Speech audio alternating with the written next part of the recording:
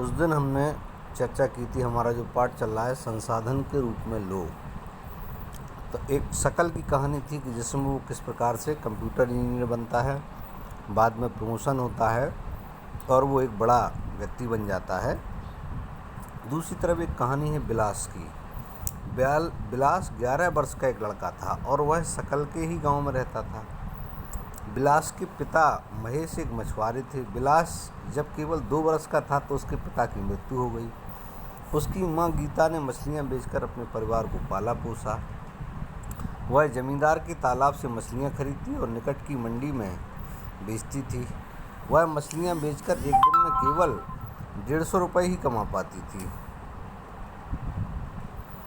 बिलास गठिया का रोगी बन गया। उसकी मां के पास इतने पैसे नहीं थे कि वह किसी डॉक्टर को दिखा पाती। वह स्कूल भी नहीं जा सका। उसकी पढ़ने में रुचि नहीं थी। वह खाना पकाने में अपनी मां की मदद करता था तथा छोटे बड़े भाई मोहन की भी देखभाल करता था। कुछ समय बाद उसकी मां बीमार पड़ गई और उसकी देखभाल करने वाला कोई नहीं था। परिवार में उसकी सहायता करने वाला भी कोई नहीं था। बिलास भी उसी गांव में मछलियां बेचने के लिए बाध्य हुआ। अपनी मां की तरह वह भी कम ही कमा पाता था। दोनों कहानियों से हमें ये शिक्षा मिलती है कि शिक्षा बहुत महत्वपूर्ण चीज़ है। शिक्षा से हमारे तरक्की के द्वार खुल जाते हैं और अगर हम शिक्षित नहीं हो पाते हैं तो निश्चित है हमारे पास सोचने का, समझने का नज़रिया, दायरा उतना ही सीमित रहता है। इसलिए आज के दौर में शिक्षा की बहुत आवश्यकता है। इन दोनों में देखो आप लिखा है ना, आइए क्या अंतर पाते, तो अंतर यही है कि शिक्षा का अंतर था। इन दोनों व्यक्तियों के अध्ययनों में हमने देखा कि शकल स्कूल जाता था जबकि बिलास स्कूल नहीं गया। शकल शारीरिक रूप से स्पष्ट और स्वस्थ था, उसे बार बार डॉक्टर के पास जाने की भी आवश्यकता नहीं थी। बिलास गठिया का रोगी था, उसके यहाँ डॉक्टर के पास जाने के साधन भी नहीं थे। शकल ने कंप्यूटर में डिग्री प्राप्त की थी। शकल को एक प्राइवेट फर्म में नौकरी मिल गई। बिलास वही काम करता रहा जो उसकी माँ करती थी।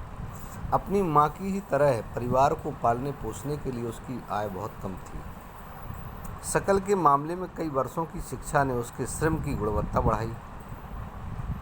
इससे उसकी कुल उत्पादकता में वृद्धि हो और कुल उत्पादकता देश की समृद्धि में योगदान देती है और इसके बदले में व्यक्ति को वेतन के रूप में या फिर उसके पसंद के किसी दूसरे रूप में प्रतिफल मिलता है।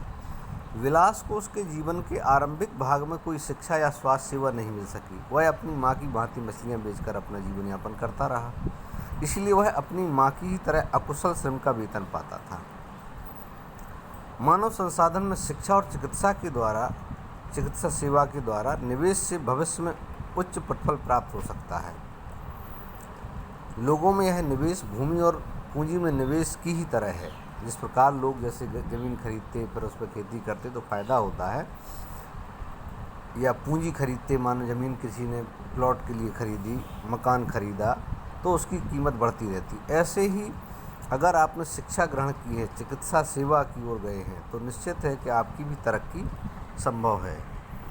एक बच्चा भी जिसकी शिक्षा और स्वास्थ्य निवेश किया गया भविष्य में उच्च आय और समाज वृहद योगदान रूप में अधिक प्रतिफल दे सकता है। भविष्य किसी ने नहीं देखा है भाई। आज आप लोग पढ़ रहे हैं, हो सकता है इनमें से ही कोई बहुत बड़ा व्यक्ति बन जाए तो वो निश्चित है अपनी तरक्की करेगा, देश की तरक्की करेगा, अपने परिवार की, समाज की तरक्की करेगा। यह देखा जाता है कि शिक्षित माँ बाप अपने बच्चों की शिक्षा पर अधिक निवेश करते हैं। ऐसा इसलिए होता है क्योंकि उन्होंने स्वयं भी शिक्षा के महत्व को अनुभव किया होता है। वे उचित पोषण और स्वच्छता के प्रति भी सचेत रहते हैं। इसी प्रकार वे अपने बच्चों की स्कूली शिक्षा और अच्छे स्वास्थ्य की आवश्यकताओं का भी ध्यान रखते हैं। इस तरह इस मामले में एक अच्छा चक्र बन जाता है। इसके विपरीत स्वयं भी अशिक्षित और अस्वच्छता तथा सुविधा वंचित स्थिति में रहने वाले माँ बाप एक दुष्चक्र सृजित कर लेते हैं। माने जो लोग विपत्तियों में घिरे होते हैं और अशिक्षित होते हैं, उनके आसपास एक क्या होता है, दुष्चक्र ग्रसित हो जाता है। माने गरीबी है तो निश्चित है उनके साथ ज़्यादा बच्चे हैं, घर छोटा है तो सफाई भी नहीं होगी, खाने पीने के लिए ज़्यादा चीज़ें चाहिए तो, और बीमार हो गए तो उसी में बड़ी परेशानी। तो ये सब एक दुष्चक्र पर सृजित हो जाता है और अपने बच्चों को अपनी ही तरह सुविधाओं से वंचित स्थिति में रखते हैं। जापान जैसे देशों ने मानव संसाधन पर निवेश किया है। जापान में क्या है, लोगों पे लोगों की शिक्षा दीक्षा पर बहुत खर्च होता है। उनके पास कोई प्राकृतिक संसाधन नहीं है। जापान आप देखते बहुत छोटा देश है, यह विकसित धनी देश है।